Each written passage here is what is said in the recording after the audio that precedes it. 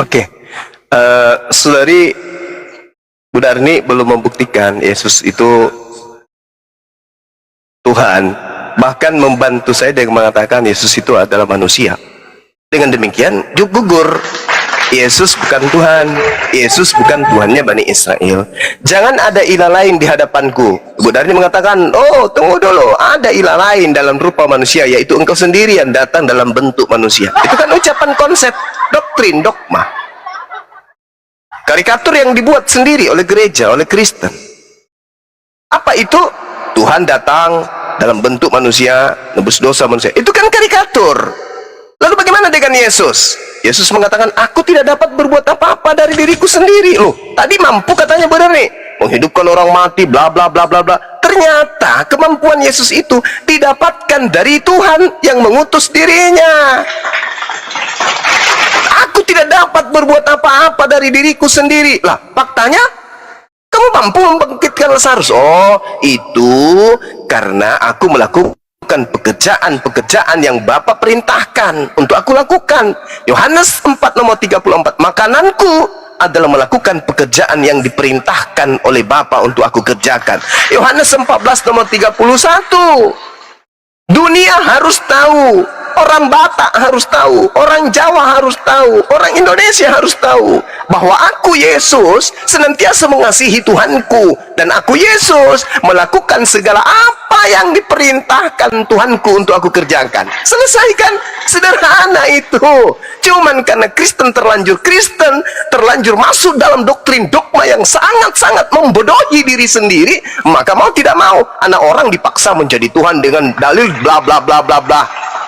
Andai saja orang yang berakal sehat, ketika Yesus kemudian naik pesawat keliling dunia, lalu menggunakan toa yang paling kencang, orang mati pun mendengarkan dalam kubur, lalu berkata, akulah Tuhan, tidak ada Tuhan selain aku, akulah Tuhan, tidak ada Tuhan selain aku. Meskipun itu terjadi, orang berakal tidak akan pernah mau menuhankan Yesus. Tidak akan mau. Kenapa? Yesus sedang memproklamirkan firman Tuhan. Aku tidak berkata-kata dari diriku sendiri. Apa yang aku katakan adalah apa yang diperintahkan. Jadi Yesus sedang menyampaikan firman Tuhan. Sama seperti Nabi Musa, innani anallah, la ilaha illa ana. Nabi Musa naik ke bukit lalu berkata kepada kaumnya, sesungguhnya aku ini adalah Allah, tidak ada Tuhan selain aku. Apakah Yahudi kemudian menyembah Musa? Tidak. Hanya orang Kristen yang berasal dari barat menggantikan dewa Hercules dengan nama Yesus dan menuhankan kemudian orang yang mereka anggap sebagai Yesus. Kenapa begitu terjadi kepada Kristen? Karena Kristen ini bukan ajaran orang Yahudi. Kristen ini bukan ajaran para nabi. Kristen ini adalah ajaran orang Roma. Kekaisaran Roma lah yang menggantikan kedudukan dewa-dewa mereka dengan Bapa, dengan Anak, dengan Roh. Maka muncul kemudian konsep Trinitas, Tritunggal. Itu yang perlu Ibu Darni pahami. Jadi ketika Ibu takjub melihat Yesus membangkitkan orang mati, air menjadi anggur, badai menjadi tenang, itu kenapa? Baca Kisah Para Rasul 2 nomor 22. Baca kesaksian Yesus di dalam Yohanes 5 nomor 36. Ada kesaksianku yang lebih penting dari kesaksian semua orang, termasuk Yohanes Pembaptis, bahwa semua mujizat yang aku lakukan, membangkitkan Lazarus, membuat air menjadi anggur, roti memberikan hidup, memberikan roti kepada ribuan manusia, apalagi membuat orang buta melihat, orang lumur jalan, apalagi membuat nasi menjadi batu tawas, apalagi sebutkan semuanya mujizat-mujizat itu, sebutkan. Ternyata segala yang Yesus lakukan itu, justru yang dilakukan Yesus itu bersaksi kalau dia adalah utusan Allah.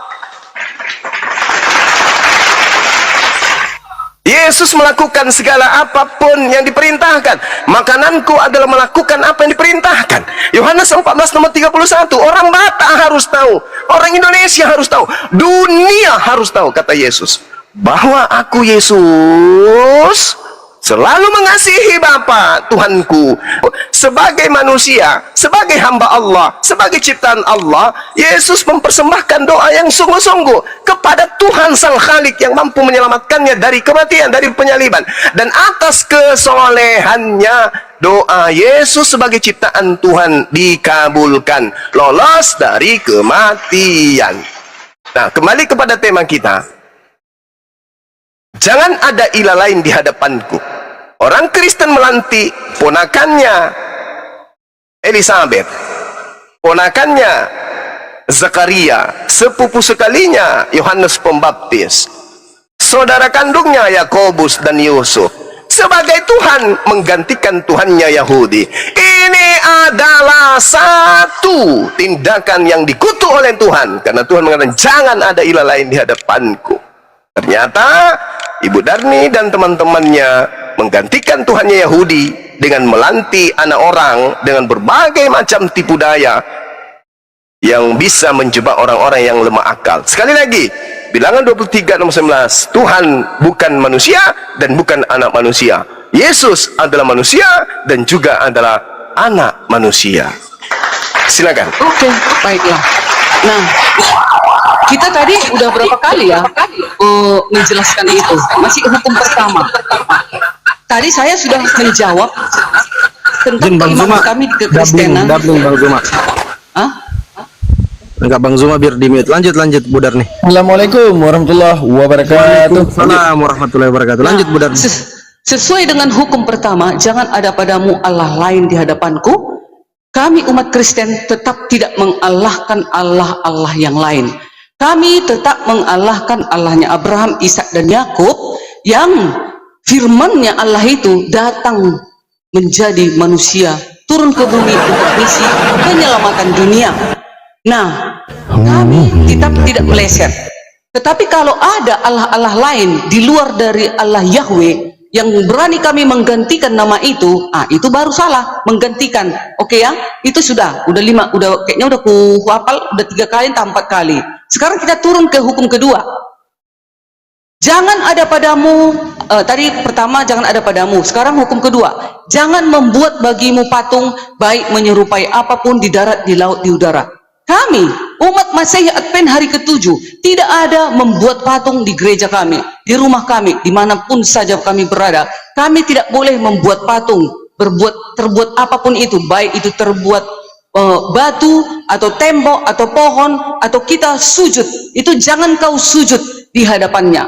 Jangan kau beribadah di sekitar benda itu. Maksudnya begini, kita membuat patung Yesus, kita membuat batu besar, kita berkeliling dalam hukum kedua. Makanya kami umat Masehi Advent hari ke-7 tidak ada membuat patung, apalagi batu sebagai lambang di dalam gereja atau patung di gereja kami, tidak ada. Itu diharamkan sesuai dengan hukum. Tapi kalian membuat batu Hajar Aswad, pergi kalian ke Mekah sana, sujud kalian ke hadapan batu itu, beribadah kalian di situ, kan beribadah itu namanya. Seluruh dunia datang beribadah. Makanya Allah melarang jangan membuat apapun itu, menyerupai apapun.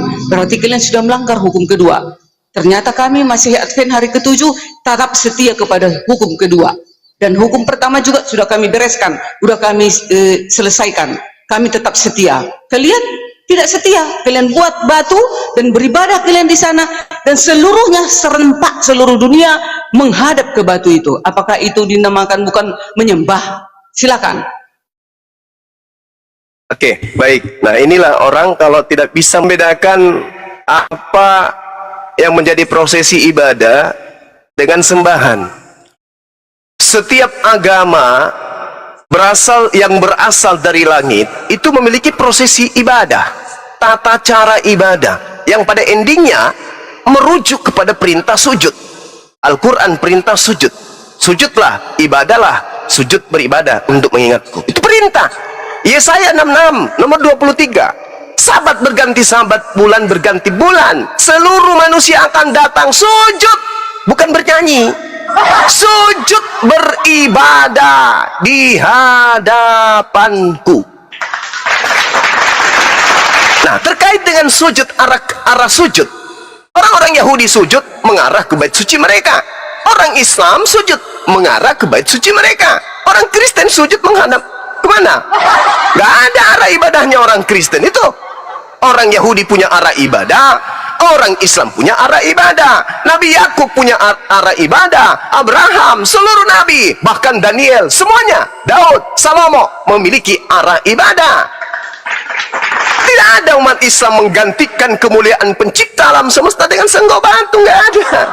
Jangankan batu, Yesus pun, bahkan Nabi Muhammad yang menunjukkan mujizat yang sangat luar biasa, jauh dari mujizat nabi-nabi yang lain. Mujizat Yesus itu kecil dibandingkan mujizat baginda Rasul Muhammad sallallahu alaihi wasallam.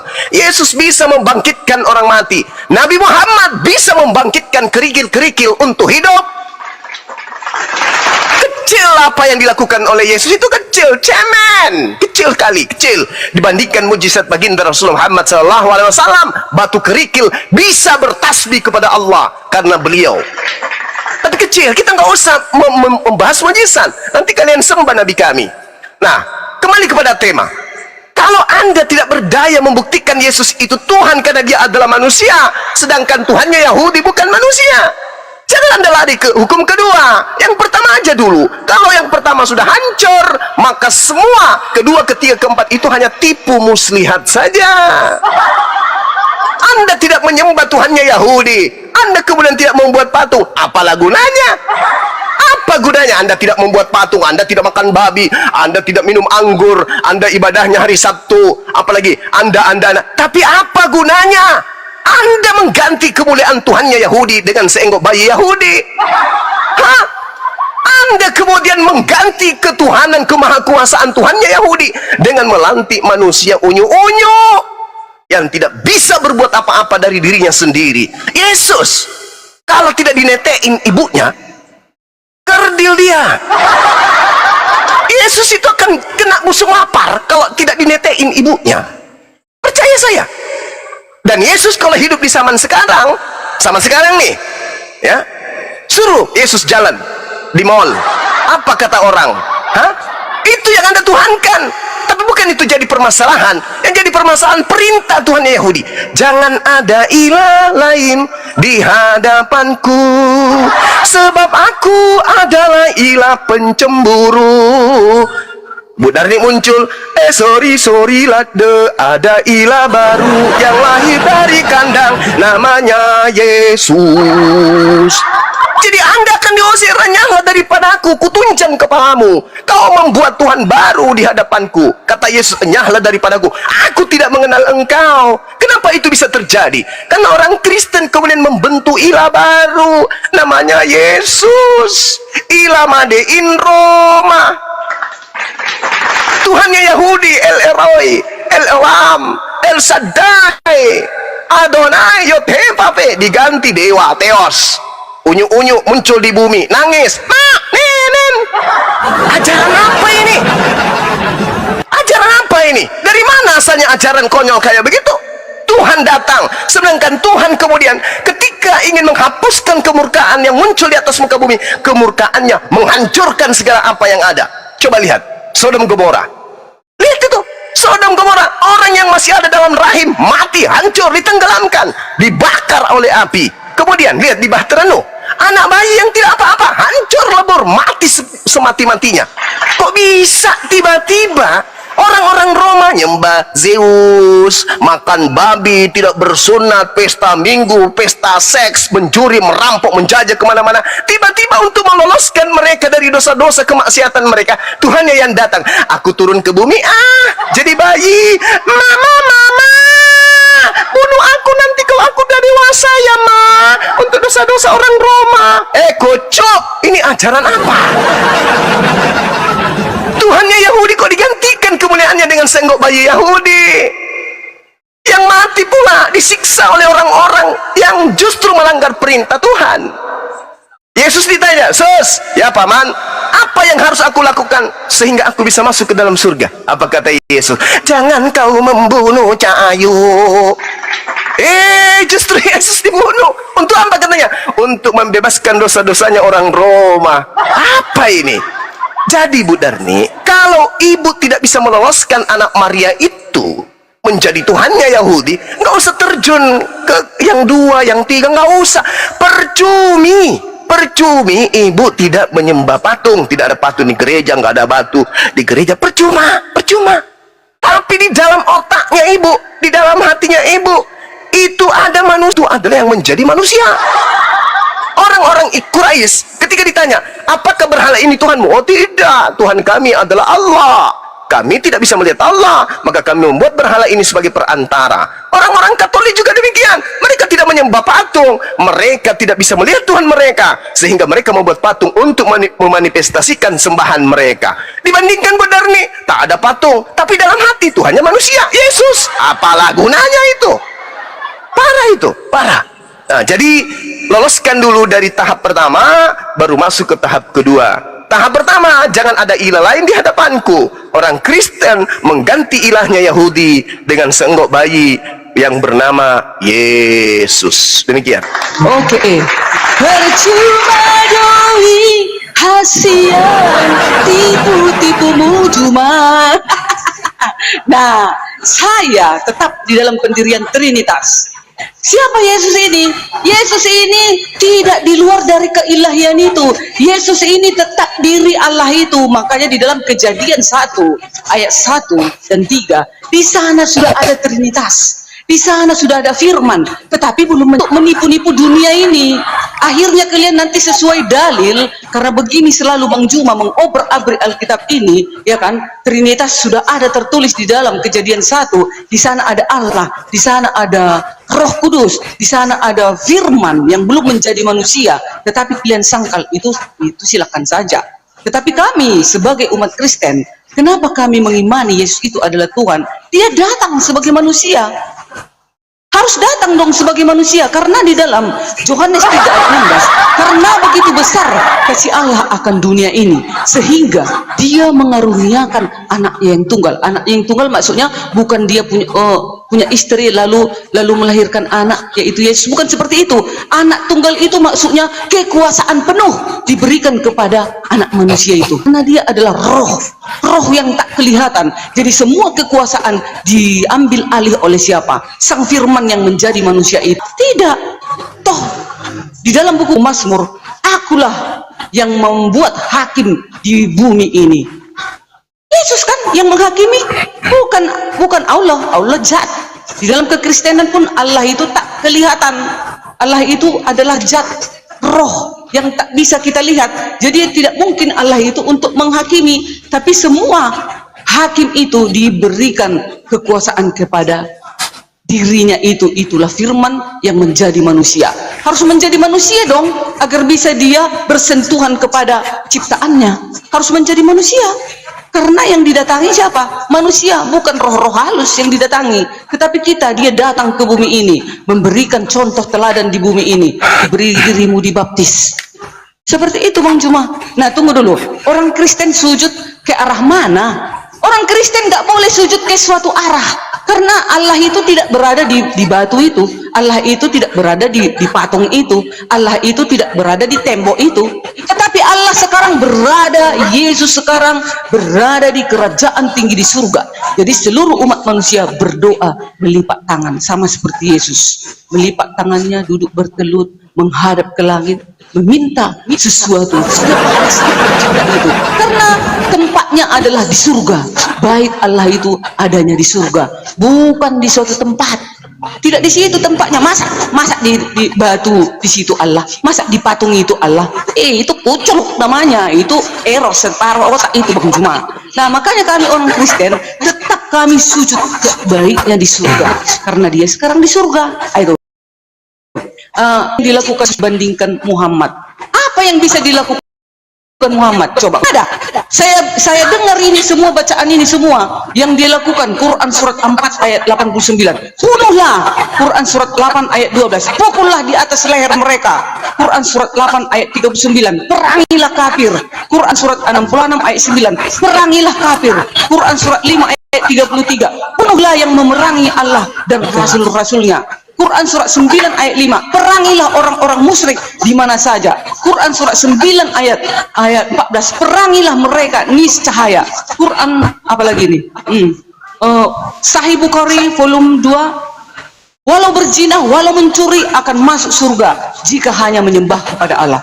Beda dengan ajaran Tuhan Yesus kami itu. Yesus kami menyuruh kita agar saling mengasihi. Gak ada disuruh tebaslah batang lehernya jika dia murtad. Itu ajaran yang hebat. Jangan katakan kecil kali yang dilakukan Yesus. Macam mana bisa rupanya Nabi Muhammad menghidupkan orang mati kelak di akhir zaman? Mana ada? Sampai hari ini Nabi Muhammad masih berada di dalam tanah. Maaf, dia masih berada di Mekah, ya kan, di Arab. Dia belum ada naik ke surga. Dia juga berkata, walaupun aku Rasul Allah, tetapi aku tidak tahu selamat atau tidak. Begitu juga dengan engkau. Oke, Beda itu perkataan Yesus, aku adalah kebangkitan dan hidup. Siapa yang percaya kepadaku akan hidup walaupun sudah mati. Jelas-jelas aku dari Yesus. Bang Zuma. Ya, baik. Batu. Orang sujud. Kalaupun Tuhan itu seperti pagan, seperti agama Kristen, maka lebih pantas batu menjadi tempat Tuhan bertahta daripada Tuhan bertahta di dalam tai. Di batu tidak ada tai, tak ada kotoran. Di dalam tubuh Yesus ada tai, ada kotoran. Di situ Tuhan bertahta. Di dalam jasad tubuh manusia Yesus itu Tuhan bertahta bersama dengan tai. Pingin muntah. Jadi tidak ada konsep kayak begitu, Bu Darni. Kami cuman beribadah. Itu arah sujud. Yesus punya arah sujud kagak? Enggak arahnya Yesus sujud. Ada. Masa Yesus tak ada arah dalam sujud? Gimana ceritanya sujud tanpa arah? Nanti aku buat film Sujud Tanpa Arah judulnya. Matius 26 nomor 39. Yesus sujud mengarah kemana? Ya tentu di depan dia ada pohon pisang kalau ada kebun. Kalau dia ada gedung, di situ ada toilet. Di situ ada kemudian ya rumah-rumah penduduk. Di situ juga ada penduduk lagi tidur. Apakah boleh saya katakan Yesus sujud menyembah kepada toilet? Enggak. Atau Yesus sujud menghadap ke pohon kayu, baru pohonnya itu adalah Tuhan? Bukan. Nah, inilah piciknya agama pagan ya dalam berpikir. Kalau Anda mengatakan bagaimana mungkin Tuhan bertahta dalam batu? Nah, bagaimana mungkin Tuhan bertahta dalam tai? Jadi itu yang pertama. Kemudian yang kedua, kita sedang berbicara mengenai ilah yang benar. Ya, kita berbicara mengenai ilah yang benar. Ilah yang benar itu ketika berbicara mengenai sembahan Bani Israel, sembahan Bani Israel itu maha suci. Sembahan umat Islam maha suci. Coba, siapa yang bisa menunjukkan Tuhannya Israel itu jadi manusia? Ada nggak? Nggak ada. Siapa yang bisa menunjukkan Tuhannya Bani Israel itu dibunuh? Ada nggak? Nggak ada. Ada nggak yang bisa menunjukkan Tuhannya Bani Israel itu mati di atas pohon? Tak ada. Tuhannya Bani Israel maha suci, maha tinggi. Tuhannya umat Islam maha suci, maha tinggi. Makanya Tuhan kami tidak serupa dengan makhluk. Kalau Tuhannya Budarni serupa dengan Tuhannya Hindu. Itu datang jadi manusia, dibunuh manusia. Itu sembahan Budarni itu. Sembahan yang diusung dari ajaran kekaisaran Romawi kuno, meninggalkan ajaran penyembahan kepada dewa-dewa mereka, lalu menggantikan Tuhan mereka dengan Tuhan dari suku bule. Itu Tuhan Ibu Darni. Jangan Anda sama-samakan Tuhan kami. Tuhan kami Bani Israel, Bani Ismail itu adalah Tuhan yang tidak serupa dengan apapun. Batu itu hanya seperti Yakub. Yakub mengambil batu, bahkan lebih parah. Yakub mengambil batu sebagai alas kepala untuk tidur. Begitu dia bangun tidur, batunya disimpan, diminyaki, diurapi, sujud menyembah, menghadap kepada Allah dengan arah sujudnya menghadap kepada batu tadi, batu tugu. Makanya seluruh para nabi itu punya batu tugu. Orang Yahudi punya batu tugu, orang Arab punya batu tugu, Kristen punya batu sakar di atas pohon yang disembah. Nah, jadi kembali kepada tema kita. Tuhan mengatakan jangan ada ilah lain di hadapanku. Innani anallah, la ilaha illa ana. Yesaya 45, innani Allah, la ilaha illa ana. Tidak ada Tuhan selain aku. Akulah Tuhan, tak ada yang lain. Tiba-tiba muncul Karisting, Advent yang baru berusia 2200 tahun kurang lebih. Tiba-tiba melantik anaknya orang jadi Tuhan, menggantikan kemuliaan Tuhan pencipta langit dan bumi. Ini apa? Dengan berbagai macam alibi yang dibangun kemudian. Mana ada dia akan datang menjadi hakim, dia akan membangkitkan, dia bla bla bla bla bla. Justru dia menjadi hakim karena ada yang terdakwa. Siapa yang terdakwa? Kristen yang mendudukkan dirinya sebagai Tuhan. Mana polanya? Coba kita lihat. Di dalam Yohanes 8. Yohanes, kuucapkan selama 3 tahun itu maksud Yesus. Perkataan itulah kelak akan menjadi hakimnya di akhir zaman. Kenapa demikian? Lihat Matius 7. Ada yang diusir oleh Yesus. Siapa? Orang non-Yahudi yang adalah serigala, yang nyamar-nyamar seperti domba. Adventlah itu. Bukan Bani Israel, tapi ngaku-ngaku Bani Israel rohani. Demi apa? Demi untuk melanggengkan ajaran Belanda, ajaran Roma, ajaran Katolik, menyembah kepada dewa-dewa dengan membungkus Yesus, mengambil kitabnya Yahudi sebagai aksesoris supaya Yesus yang adalah makhluk yang mereka sembah, mereka bisa pelintir menjadi Tuhannya Yahudi yang menjadi manusia, padahal tak ada hubungannya sama sekali. Coba Anda hilangkan kitabnya Yahudi di kitab saudara, cukup menggunakan perjanjian baru aja. Coba, bisa nggak? Mengarah nggak kepada Tuhan Yahudi? Tidak. Itu perjanjian lama ditempel bersama di atas kitabnya orang Kristen Roma, perjanjian baru, supaya dewa mereka itu nanti ketika ketampol akan mengatakan, itu kan dewa, itu kan Tuhan kami, yaitu Tuhannya Yahudi yang datang mengambil rupa manusia. Makanya kitab Yahudi diambil terjemahannya, supaya ketika ketahuan bahwa yang mereka sembah adalah dewa-dewa Romawi, mereka akan melebarkan, oh tidak, itu adalah Tuhan kami. Lihat di dalam kitab Kejadian, lihat di dalam kitab Keluaran, lihat di dalam kitab Yesaya, lihat di dalam kitab Ulangan. Padahal itu kitabnya Yahudi. Ngapain kau hubung-hubungkan Tuhannya Yahudi yang laisa kami sedisai dengan dewanya Roma, yaitu Zeus yang nuzul menjadi Yesus? Tak ada hubungannya. Jadi Kristen ini pandai menutupi dewa-dewa mereka yang mereka sembah berupa Bapa, Anak, dan seterusnya dengan mengambil Tuhannya Yahudi sebagai tameng supaya dianggap mereka adalah agama samawi. Padahal murni 100%. Wallahi, Kristen itu apapun sektenya adalah ajaran Roma, ajaran pagan, ajaran penyembahan kepada dewa-dewa Romawi kuno yang mereka sembunyikan, yang mereka tutupi dengan mengambil kitabnya Yahudi agar mereka dianggap menyembah Tuhannya Yahudi. Padahal no, itu bullshit.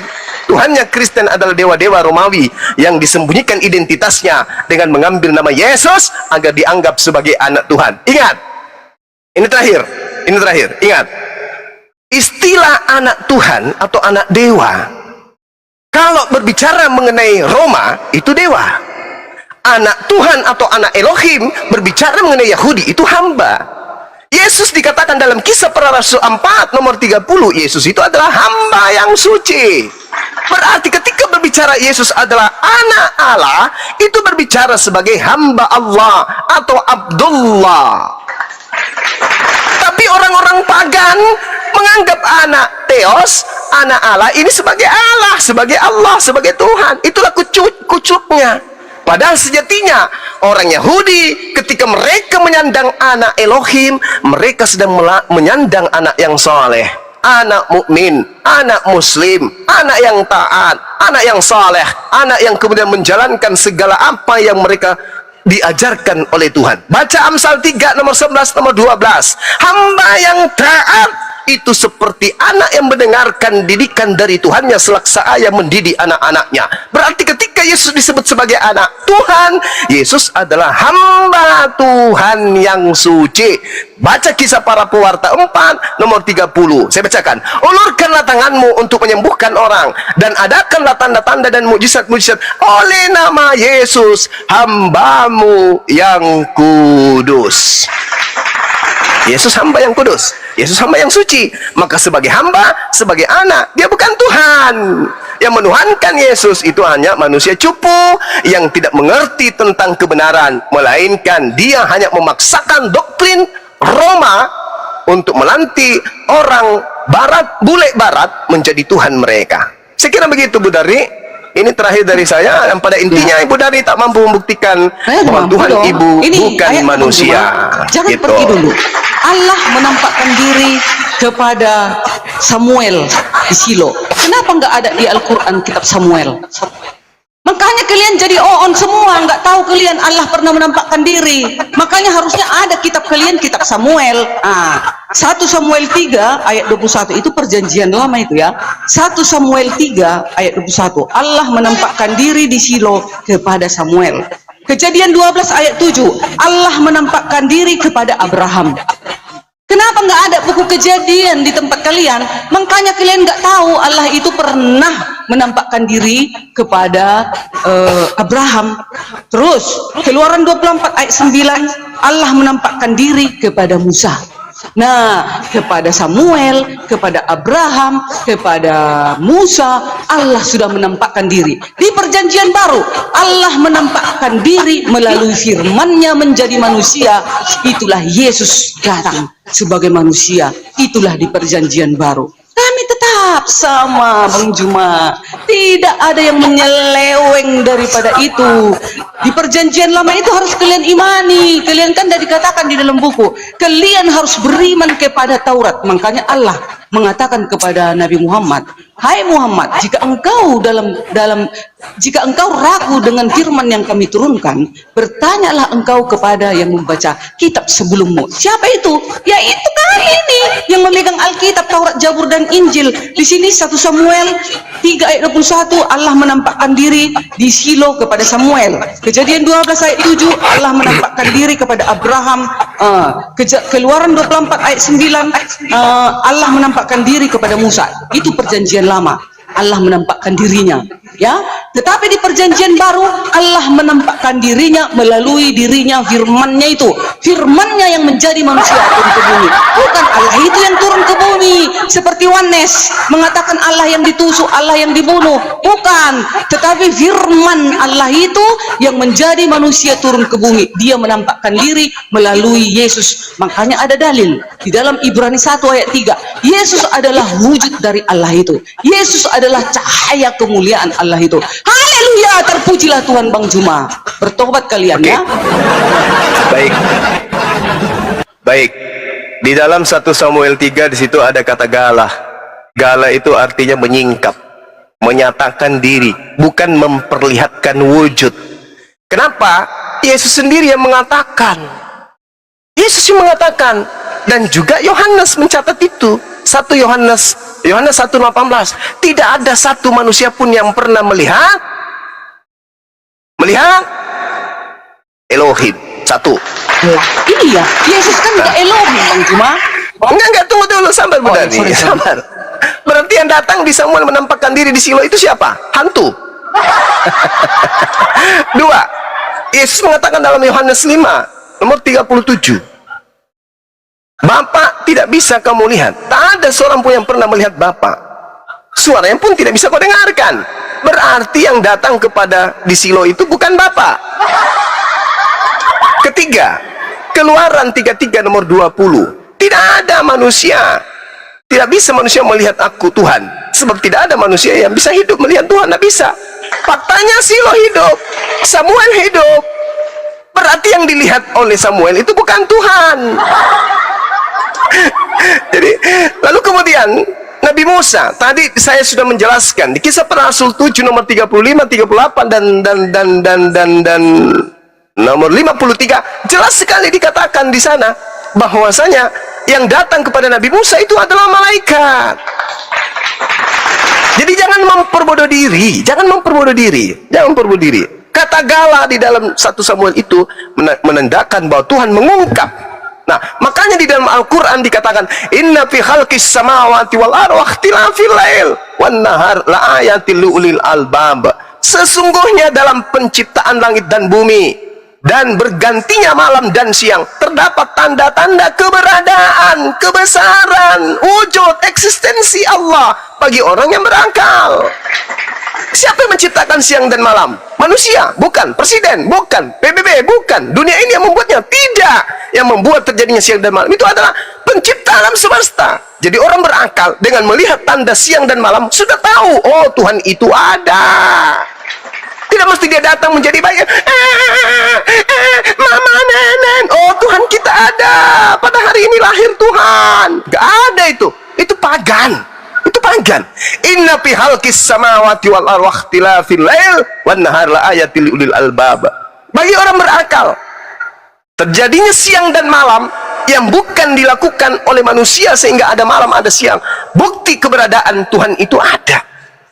Jadi tidak perlu dia datang menjadi manusia, karena manusia itu lemah, manusia itu tatarannya bukan khalik. Dia masuk ke dalam zona yang membawa mereka, mengantar mereka ke perjalanan waktu dan ruang. Sedangkan Tuhan mustahil terkungkung dalam konsep itu mustahil. Makanya orang Kristen ini harus belajar tauhid dulu, belajar akidah yang benar. Kenapa? Karena orang Kristen tidak bisa membedakan antara khalik dan makhluk. Nah, ini yang terjadi. Jadi saya simpulkan, Bu Darni, kata Yesus di dalam ajaran dia bahwa tidak ada yang pernah melihat Bapa. Kata Musa, tidak ada manusia yang bisa hidup melihat Bapa, nggak ada. Nah, orang Kristen kebalik.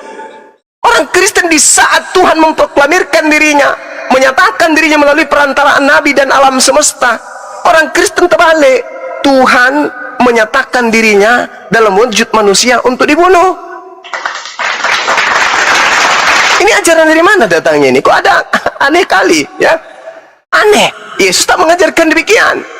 Yohanes 1 nomor 18, tidak ada seorang pun yang pernah melihat Tuhan, tetapi Yesus yang dalam pangkuannya, dialah yang menjelaskan tentang Tuhan itu seperti apa. Nah, apa penjelasan Yesus tentang Tuhan?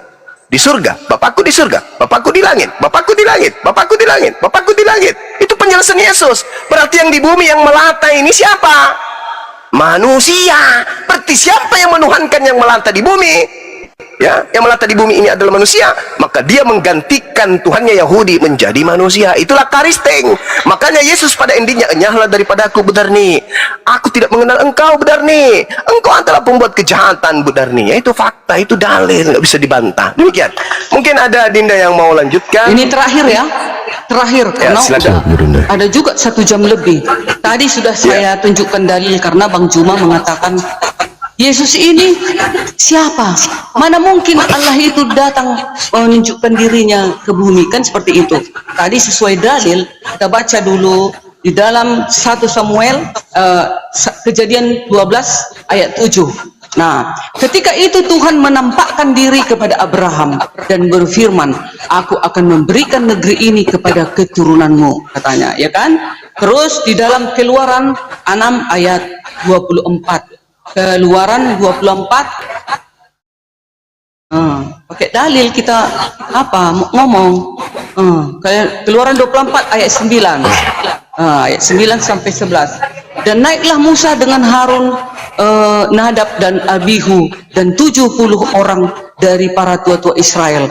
Lalu mereka melihat Allah Israel, kakinya berjejak pada sesuatu yang buatannya seperti lantai dari batu nilam, dan yang terangnya seperti langit yang cerah. Tetapi kepada pemuka-pemuka orang Israel itu tidaklah diulurkannya tangannya. Mereka memandang Allah lalu makan dan minum. Nah, di situ sudah menampakkan diri ya Allah itu melalui malaikat, melalui yang awan, melalui ini dan ini. Dan Yesus ini siapa? Yesus ini adalah firman Allah itu yang menjadi manusia, turun ke bumi. Itu juga bagian dari diri Allah itu. Jadi begitulah di kekristenan. Jangan Bang Juma bilang ini buku Kejadian Keluaran ini tidak benar.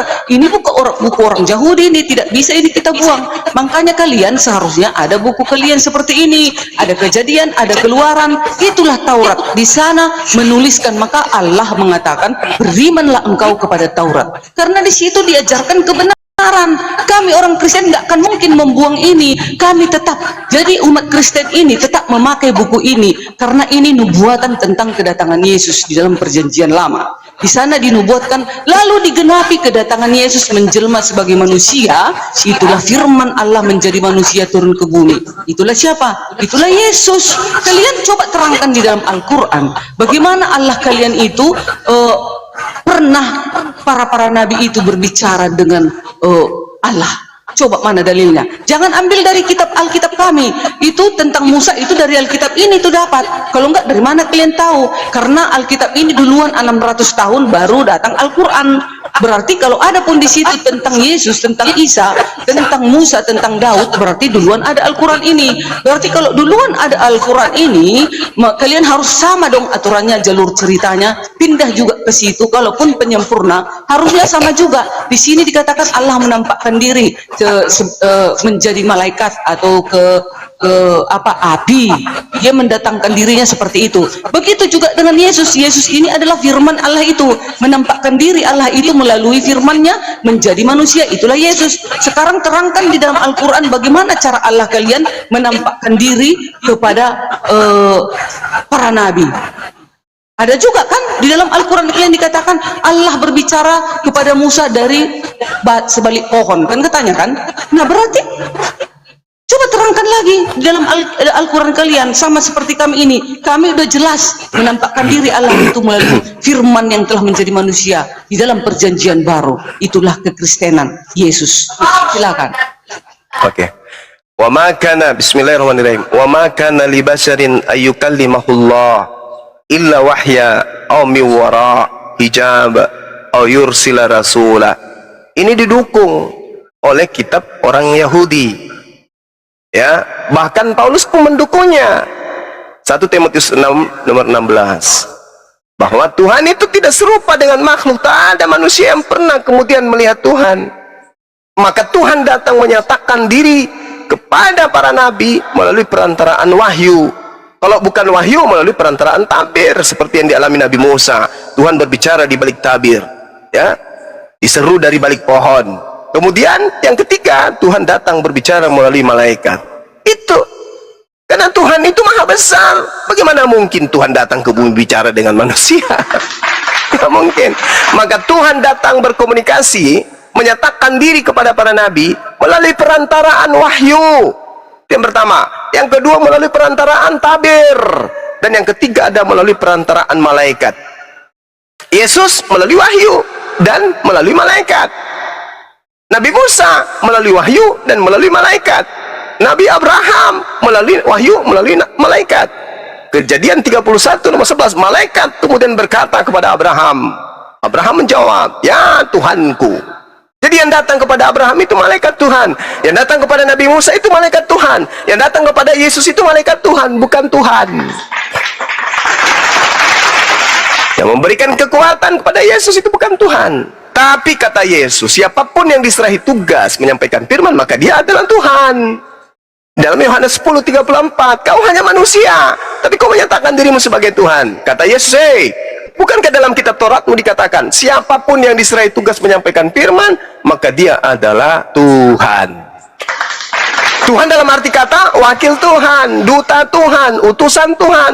Makanya mereka disebut rasul. Nah, bagaimana umat Islam kemudian tidak pernah melihat Tuhannya, sementara Kristen membunuh Tuhannya? Pembedanya seperti apa? Orang Yahudi juga tidak pernah melihat Tuhannya, tapi mereka beriman. Orang Islam tidak pernah melihat Tuhannya, tapi mereka beriman. Orang Kristen melihat bahkan membunuh Tuhannya, maka mereka kemudian beriman. Apa polanya? Inna fi khalqis samawati wal ardi wa ikhtilafil lail wan nahar la ayatil liulil albab. Sesungguhnya dalam penciptaan langit dan bumi, ya, bergantinya malam dan siang, terdapat tanda-tanda kebesaran, keberadaan dari Allah bagi orang-orang yang berakal. Cukup kok itu, cukup bagi kami. Dengan bercermin melihat diri kita ini siapa? Tangan kita bukan punya kita, mulut kita bukan punya kita, tubuh kita bukan punya kita, bahkan kepala kita ini bukan tubuh kita, bukan punya kita, bahkan ruh yang ada dalam diri kita bukan punya kita. Lalu punya siapa? Punya Allah, punya Tuhan yang maha menciptakan. Kita bukan siapa-siapa. Apa yang ada pada diri kita ini hanyalah titipan dari Sang Pencipta.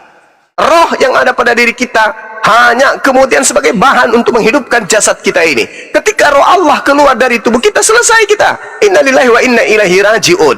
Tapi itu tidak sampai kepada orang penganut pagan.